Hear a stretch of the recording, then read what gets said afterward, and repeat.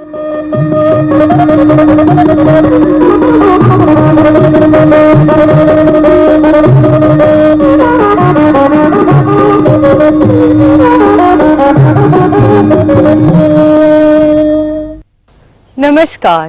संस्कृत भाषा शिक्षण में आप सभी का हार्दिक स्वागत है।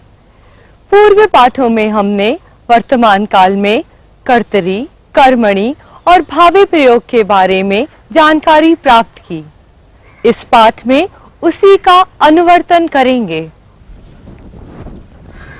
नमो नमः। नमो नमः। संस्कृत भाषा शिक्षणे भवतां सर्वेषां हार्दं स्वागतम्। वयं पूर्वतन पाठे वर्तमानकाले कर्तरि, कर्मणि, भावे प्रयोगान् ज्ञातवन्तः। अस्मिन् अवसरे तान् पुनः स्मरामः, क्रमशः अन्यस्य अभ्यासं कुर्मः। अत्र कश्चन अभ्यासः अस्ति। पश्यन्तु, एतानि वाक्यानि कर्तरि प्रयोगे सन्ति। भवन्तः कर्मणि प्रयोगे परिवर्त्य पुनः वदन्तु।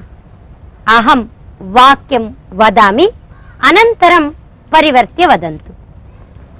भक्तः देवं पूजयति। भक्तेन देवः पूज्यते। नेता राजधर्मान् पालयति। नेत्रा राजधर्माः पाल्यन्ते। राजा जनान् रक्षति। राज्ञा जनाः रक्ष्यन्ते।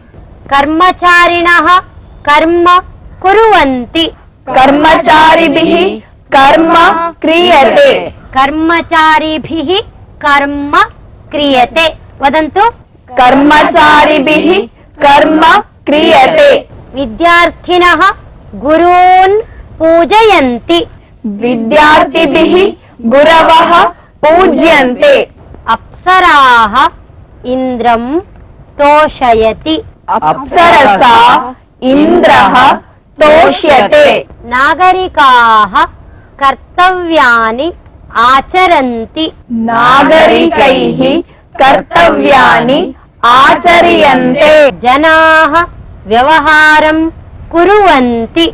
जनैः व्यवहारः क्रियते। सर्वे भोजनम् आस्वदन्ते। सर्वैः भोजनम् आस्वद्यते। विद्वांसः अध्यापनं कुर्वन्ति। विद्वद्भिः अध्यापनं क्रियते। छात्राः विषयं जानन्ति। छात्रैः विषयः ज्ञायते। रुग्णः औषधं सेवते। ऋग्वेद औषधं सेव्यते। समीचीनं। भवन्तः सम्यक् जानन्ति। कर्तरी प्रयोग से कर्मणि प्रयोग का परिवर्तन का अभ्यास आपने देखा। आत्मनेपदीनां धातूनामपि कर्मणि प्रयोगे भावे प्रयोगे च एवमेव रूपाणि भवन्ति। यथा कंपते, कंप्यते, सेवते, सेव्यते। अहम् इदानीं कानिचन क्रियापदानि वदामि, भवन्तः परिवर्तयन्तु। वदन्ति वा? आम्, वदामः। एधते, एध्यते, वन्दते, वन्द्यते, शोभते, शोभ्यते, स्पर्धते, स्पर्ध्यते, राजते, राज्यते, लज्जते, लज्यते, मन्यते, मन्यते इत्येव रूपं भवति। अत्र कश्चन अभ्यासः अस्ति। अत्र आत्मनेपदिनः धातवः एव सन्ति। भवन्तः उदाहरणवाक्यानुगुणं परिवर्त्य भावे प्रयोगे वदन्तु। यथा मूकः भाष् इति अस्ति। भवन्तः वदन्तु। मूकेन न भाष्यते। मानवः उड्डी। मानवेन न उड्डीयते। पंगुः धाव। पंगुना न धावते। निद्रितः गम् निद्रितेन न गम्यते शिला कंप शिलया न कंप्यते पशुः हस् पशुना न हस्यते शिलामय मुकुलं विकस् शिलामय मुकुलेन न विकस्यते व्याघ्रमूर्तिः गर्ज व्याघ्रमूर्त्या न गर्ज्यते अपटुः नृत् अपटुना न नृत्यते वीरः पलाय वीरेण न पलायते। समीचीनम्। अब तक जो आपने अभ्यास देखा उसमें तो कर्तरी प्रयोग से भावे प्रयोग में परिवर्तन था। एतादृशानि वाक्यानि भवन्तः वदन्ति वा? अस्तु वदामः। भवान् आरम्भं करोतु। दृष्टया न लज्जते दुर्दिने चन्द्रेण न प्रकाश्यते। समीचीनम्। सभायां दुर्जनेन न शोभ्यते सद्यकाले तेन न म्रियते एतया न स्मयते मया कदापि न रुद्यते अहंकारिणा न भाष्यते धीरेण न पलायते तेन हारेण विना न शोभ्यते हारे एतेन मणिना न प्रकाश्यते अवकाशदिने मया विद्यालये न स्थीयते गर्मकाले सस्येन न एध्यते। समीचीनम्। भवन्तः भावे प्रयोगेऽपि निपुणाः सञ्जाताः। इदानीं लृटि कथं रूपाणि भवन्ति, कर्मणि भावे च कथं प्रयोगः करणीयः इति जानीमः।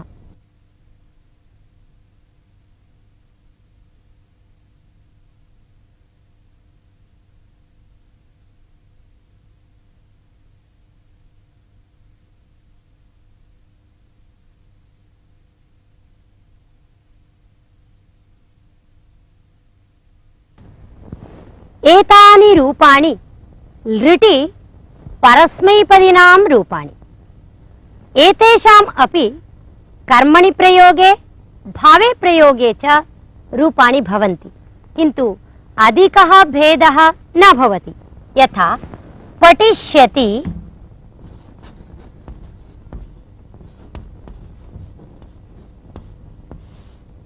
पठिष्यते, लेखिष्यति,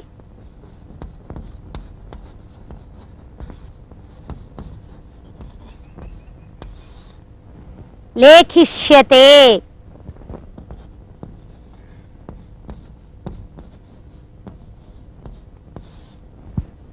दास्यति कर्तरि रूपं, दास्यते इति कर्मणि प्रयोगे रूपं भवति। एतेषां वाक्ये प्रयोगः कथं भवति इति चेत् ग्रन्थं लेखिष्यति, कविः ग्रन्थं लेखिष्यति, कविना ग्रन्थः लेखिष्यते। छात्रः पाठं पठिष्यति, छात्रेण पाठः पठिष्यते। धनिकः वस्त्रं दास्यति, धनिकेन वस्त्रं दास्यते। एवं दास्यते, लेखिष्यते, पठिष्यते इति कर्मणि रूपाणि सन्ति। अहमिदानीं कर्तरि वाक्यानि वदामि, भवन्तः कर्मणि तानि परिवर्त्य वदन्तु। यथा कविः काव्यं पठिष्यति, कविना काव्यं पठिष्यते। पंडितः वेदं ज्ञास्यति, पंडितेन वेदः ज्ञास्यते। समीचीनं। ज्ञास्यति, ज्ञास्यते। बालकः चित्रं द्रक्ष्यति, बालकेन चित्रं द्रक्ष्यते। माता पाकं पक्ष्यति। मात्रा पाकं पक्ष्यते। मात्रा पाकः पक्ष्यते। वदन्तु। मात्रा पाकः पक्ष्यते। सेवकः भारं नेष्यति। सेवकेन भारः नेष्यते।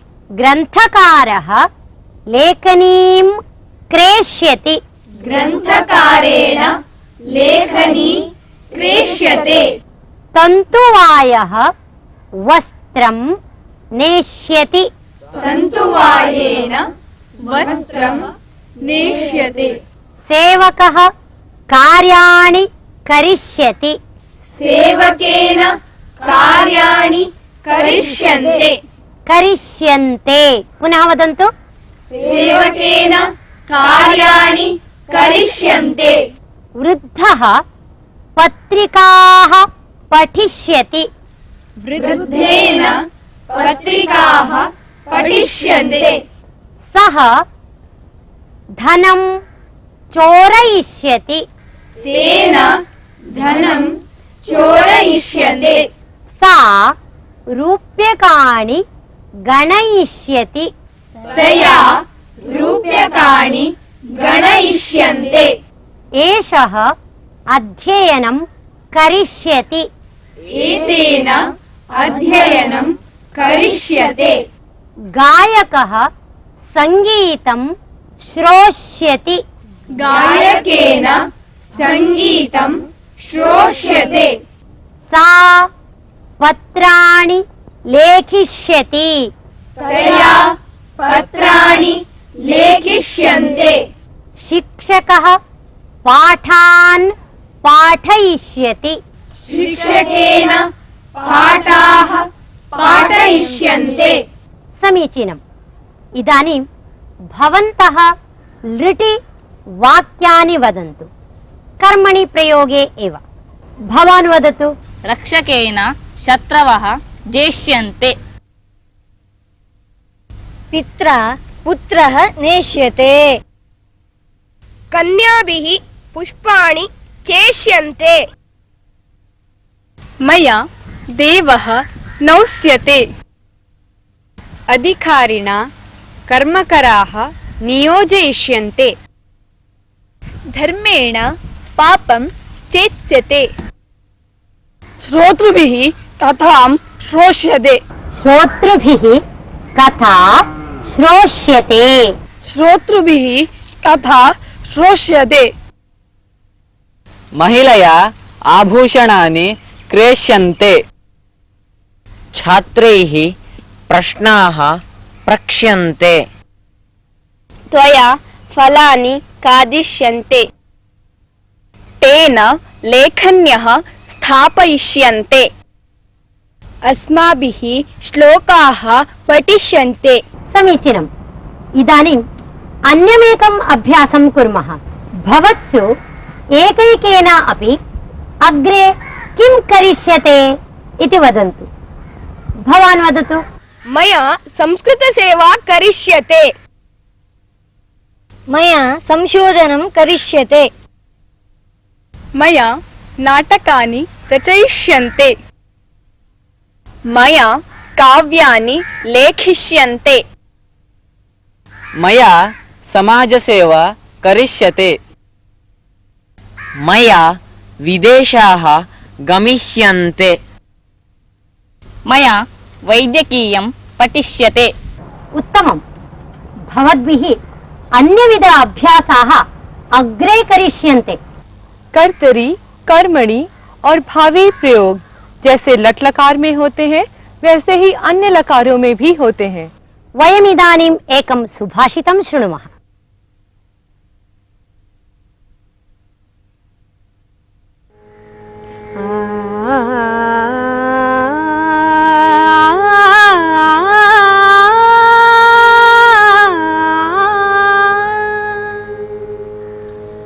नात्युच्च शिखरो मेरुः, नात्युच्च शिखरो मेरुः नातिनीचं रसातलम् व्यवसाय द्वितीयानां नाप्यपारो महोदधिः नाप्यपारो महोदधिः नात्युच्चशिखरो मेरुः नातिनीचं रसातलम् व्यवसाय द्वितीयानां नाप्यपारो महोदधिः नाप्यपारो महोदधिः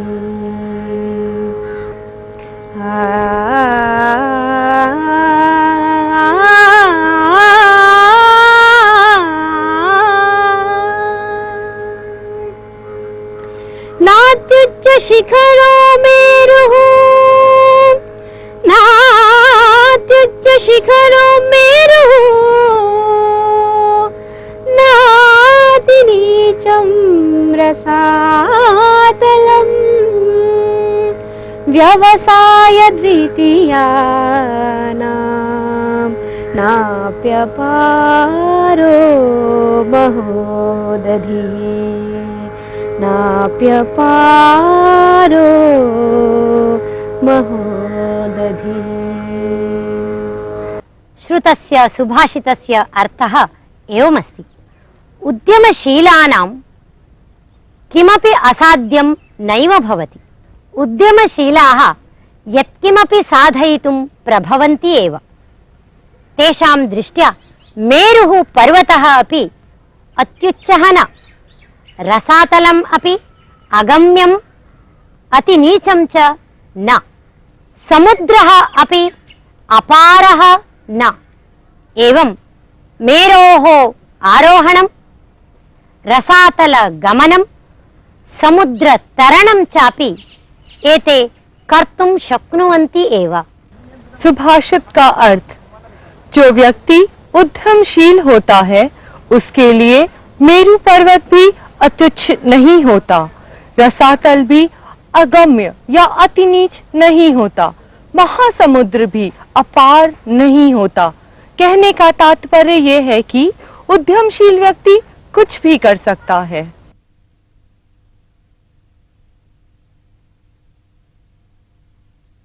पूर्वकाले गुरवः शिष्यान् बोधयितुं तेभ्यः गुरुदक्षिणां प्राप्तुं वा बहुविधाः परीक्षाः कुर्वन्ति स्म। एवं कस्यचित् गुरोः सकाशात् कश्चन शिष्यः चतस्रः विद्यां प्राप्तवान्, बहुधा ख्यातिं च सम्पादितवान्। एवं सति कदाचित् गुरुः तेन पृष्टः, गुरुदक्षिणा का इति। तदा गुरुः उक्तवान्, मत्तः चतस्रः विद्याः प्राप्तवान्, अतः उच्छिष्टं, वान्तं, काकविष्टातः आगतं, शवस्योपरि आच्छादितं वस्त्रं चेति 4 वस्तूनि आनीय ददातु इति उक्तवान्। तदा गुरुणा उक्तानि एतानि 4 अपि अपवित्राणि। तथापि अस्य अन्तरार्थः कोऽपि स्यात् इति चिन्तितवान् शिष्यः। गुरुदक्षिणां दातुं कश्चन कालः आवश्यकः इत्युक्त्वा गुरोः अनुज्ञां प्राप्य तेषाम् अन्वेषणाय प्रस्थितवान्। सः सर्वत्र अटन् अन्यस्य गुरोः आश्रमं प्राप्तवान्। गुरुः जपानुष्ठानं समाप्य गां दोग्धुं वत्सं मोचितवान्। आश्चर्यं नाम, एकत्र वत्सः क्षीरं पिबति, अपरत्र गुरुः गां दोग्धि स्म। ऊधः अक्षालयता एव गुरुणा कृतं दुग्धदोहनं दृष्ट्वा एषः शिष्यः ज्ञातवान् यत् उच्छिष्टं नाम गोक्षीरम् इति। यतः वत्सः उच्छिष्टं करोति स्म। अनन्तरदिने एषः शिष्यः सुगन्धपुष्पवाटिकायां विहरन् आसीत्। भ्रमराः पुष्पात् पुष्पं भ्रमन्तः मधुकोशे मधु पूरयन्ति स्म। एतत् सर्वं दृष्ट्वा शिष्यः ज्ञातवान् यत् वान्तं नाम मधु इति। तत् मधु स्वीकृत्य एव जनाः पवित्रम् इति मत्वा पूजने उपयोगं कुर्वन्ति। अन्यस्मिन् दिने सः शिष्यः अश्वत्थवृक्षस्य अधः विश्रान्तिं स्वीकुर्वन् आसीत्। वृक्षस्य उपरि काकः अश्वत्थफलभक्षणं करोति स्म। काकानां विष्टायाम् अश्वत्थबीजानि च दृष्टवान्। सर्वे मानवाः अश्वत्थवृक्षं विष्णुं भावयन्ति, तथापि विशिष्टतया तं कोऽपि न वपति। काकविष्टातः पतितेभ्यः बीजेभ्यः अश्वत्थवृक्षः जायते, तथापि सः पवित्रः। एवं शिष्यः तृतीयम् अपि वस्तु ज्ञातवान्। अनन्तरं तेन कश्चन चित्रपतङ्गः दृष्टः। तस्य पूर्वजन्म चिन्तयता तेन पट्टकीटः स्मृतः। एषः स्वनिद्रावस्थायाः पूर्वं कौशेयतन्तुभिः नीडं विरचय्य निद्रां प्राप्नोति। तं नीडं भाष्पेण क्वथयित्वा कौशेयतन्तुं स्वीकृत्य जनाः वस्त्राणि निर्मान्ति। एतत् दृष्ट्वा सः ज्ञातवान् यत् कौशेयवस्त्रमेव शववस्त्रम् इति। एतानि 4 वस्तूनि अपि नीत्वा गुरवे समर्पितवान्। कथायाः अर्थं ज्ञातवन्तः खलु? आम्, ज्ञातवन्तः। धन्यवादः। नमो नमः। नमो नमः। इसी के साथ ये पाठ यही समाप्त होता है। अगले पाठ में फिर मिलेंगे, तब तक के लिए धन्यवाद।